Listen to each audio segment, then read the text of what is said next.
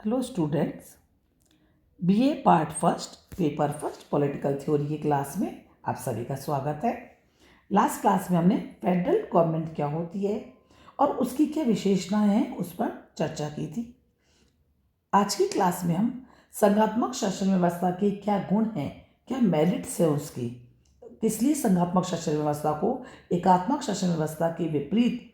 होते हुए भी हम लोग अपनाते हैं, या उसमें ऐसी कौन सी विशेषताएं हैं जो इसके कारण संघात्मक शासन व्यवस्था संपूर्ण विश्व के अंदर एक स्वीकार्य शासन व्यवस्था के रूप में हमारे सामने आती है।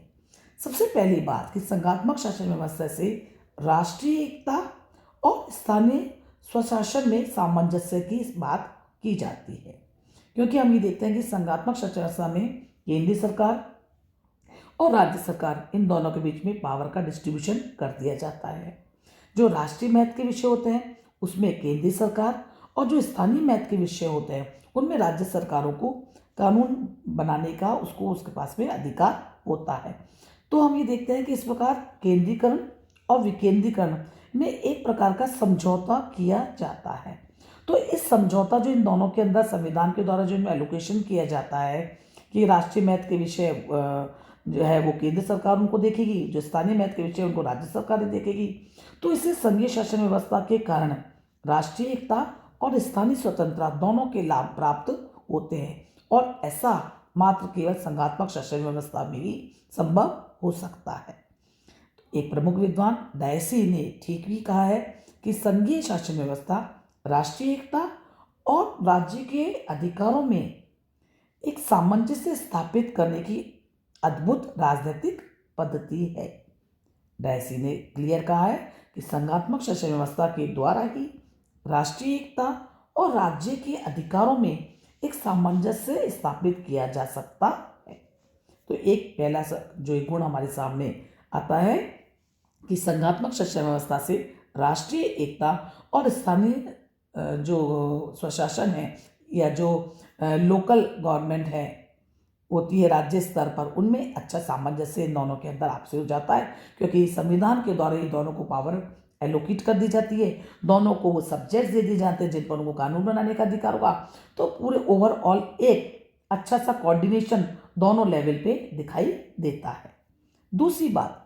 जो निर्बल राष्ट्र है उनको शक्तिशाली बनाने की जो पद्धति है वो मात्र एक संघात्मक शासन व्यवस्था ही है।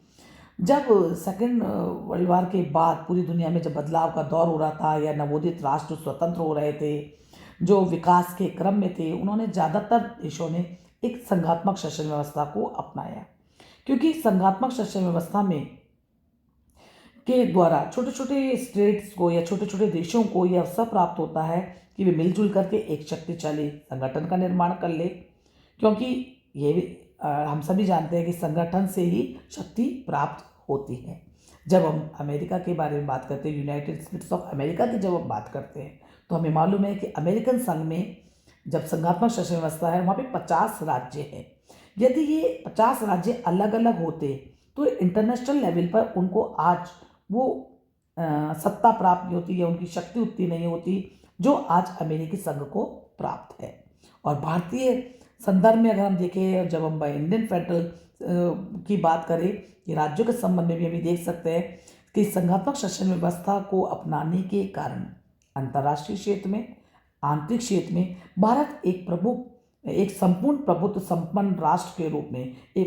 एक शक्ति के रूप के अंदर उभर करके आया है। तो छोटे राष्ट्रों के लिए, नवोदित राष्ट्रों के लिए, विकासशील राष्ट्रों के लिए संघात्मक व्यवस्था एक उपयोगी व्यवस्था हम इसको मान सकते हैं। एक और बात कि संघात्मक शासन व्यवस्था कभी भी निरंकुश शासन व्यवस्था में तब्दील नहीं हो सकती है।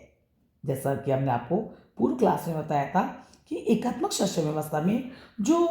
टोटल पावर्स होती है, संपूर्ण राजनीतिक सत्ता होती है, वो केंद्रीय सरकार में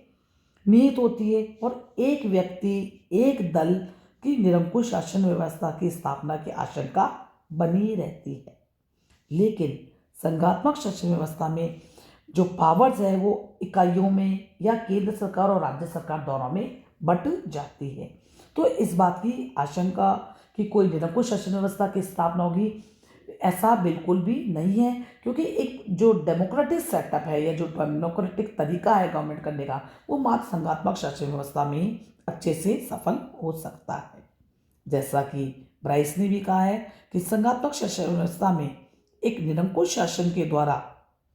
जनता की अधिकार, जनता के स्वतंत्र को हड़प जाने का कोई खतरा नहीं रहता है। ये बहुत एक इम्पोर्टेंट इसका गुण कह सकते हैं, जिसके द्वारा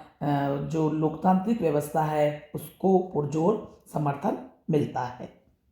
एक और बात कि संघात्मक शासन व्यवस्था में सभी जो नागरिक होते हैं उनको एक श्रेष्ठ राजनीतिक प्रशिक्षण प्राप्त होता है। उनके अंदर जो पॉलिटिकल कॉन्शियसनेस है वो बहुत ज़्यादा बढ़ती है, क्योंकि देश का जो भी नागरिक है वो अपने क्षेत्र में संघीय सरकार की छाया में तो उसको प्राप्त होता, संरक्षण तो प्राप्त होता ही है, साथ ही साथ उसको संघात्मक शासन व्यवस्था में होने के कारण राज्यों का भी निकटता संबंध उसके स्थापित होते हैं। इसलिए उसके राजनीतिक विषयों में उसकी रुचि जागृत होती है। वह प्रत्येक नागरिक जब शासन का बंटवारा केंद्र सरकार और राज्य सरकार के बीच में होता है तो ज़्यादा से ज़्यादा वो प्रांतीय सरकार के कार्य में भाग लेना में उसको सुविधा होती है। उसको अपने पार्टिसिपेशन को दिखाने का, अपनी राजनीतिक सहभागिता दिखाने का ज़्यादा से ज़्यादा मौका मिलता है। तो हम ये कह सकते हैं कि संघात्मक शासन व्यवस्था के द्वारा नागरिकों की जो राजनीतिक चेतना है, उनका जो कॉन्शियसनेस का लेवल है, उनकी जो पॉलिटिकल कॉन्शियसनेस है, उसको बढ़ने का मौका मिलता है। एक बात और कि जो आधुनिक संदर्भ है या हम जो कहें राज्यों के जो आधुनिक एक उसके अंदर ट्रेड पाया जाता है, या आधुनिक अगर उस समय के अंदर हम जो देखते हैं कि वेलफेयर स्टेट की बात हो रही है, तो जनकल्याणकारी राज्य की जो धारणा है जो वर्तमान समय में हम देखते हैं से सरकार के कार्य में बहुत ज़्यादा उसकी वृद्धि हो गई है, और केंद्रीय सरकार के पास में बहुत उसकी अपनी कार्य क्षमता होती है, उसके पास में नेतृत्व होता है, उसके पास में अनुभव होता है, उसके पास ज़्यादा से ज़्यादा कार्यों का केंद्रीकरण हो जाता है। तो संघात्मक शासन व्यवस्था में शक्तियों का विभाजन होने के कारण केंद्रीय सरकारों के पास चूंकि काम बहुत ज़्यादा बढ़ जाता है, राष्ट्रीय महत्व के विषय के उसके पास में पहले ही होते हैं, कानून निर्माण की शक्ति होती है, तो ये जरूरी है कि उसकी कार्यकुशलता में वृद्धि कब होगी, जब उसके कुछ कार्यों का हस्तांतरण राज्य सरकारों के पास में या उसके कुछ कार्य राज्य सरकारों के पास में शिफ्ट हो जाएंगे।